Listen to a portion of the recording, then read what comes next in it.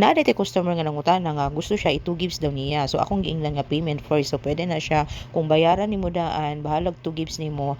una nimo kuhaon ang kakanin niya. Ang iha dayang pasabot is ang katunga ang iyang bayaran daan, tapos kuhaon niya ang kakanin, bali ang katunga utangon niya pagka October na. So kana siya nga time is wala ko ni sugot kay syempre dili ko magpautang ani akong kakanin kay ruling raman ta diring dapita, lisod kay utangon basta pagkaon kay syempre nahurot naman na nalibang na nila human ng okasyon. So wala kay maembargo o wala kay magukod sa ilaha, lisod kaayo galabad-labad na sa akong ulo. Wala man ingon nga nakaminos ko no nga dili pabayran, pero muli kay ra jud ko ginana nga mga stress kay kaning kulang pa ta permentig tulog, tapos mag-engage pa ta ginana nga stress bitaw nga mga maningil, pinakalisod nga trabaho gud baya ning maningil. So mauna nga dili ko magpautang sa ato ang kakanin kay total kung special occasion ninyo, kung unsa ray makaya ninyo sa budget ninyo mao ra inyo ihanda, dili na lang siguro ninyo nga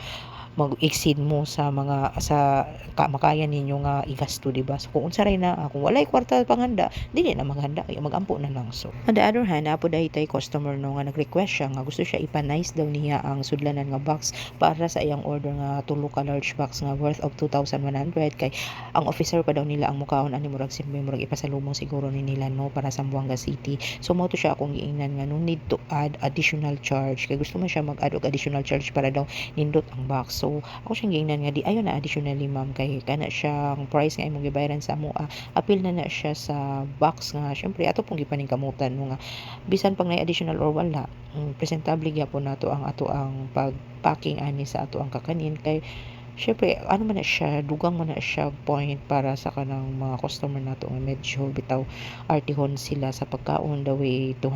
unsa mo pag-handle sa pagkaon, gusto po ka nga nindot pod ang presentation. So mao na siya ang ato ang isa sa atong i-consider as seller no, dili lang ingon nga lami ang atong pagkaon, dapat ang atong pagpacking ana o pag-open o pag-receive nila sa order nila presentable ba kaning dili kung bahalag mag-invest ta sa ato ang mga packaging, sa atong mga sudlanan sa pagkaon, i-additional charge lang na siya ninyo, tapos para po makaingon sila nga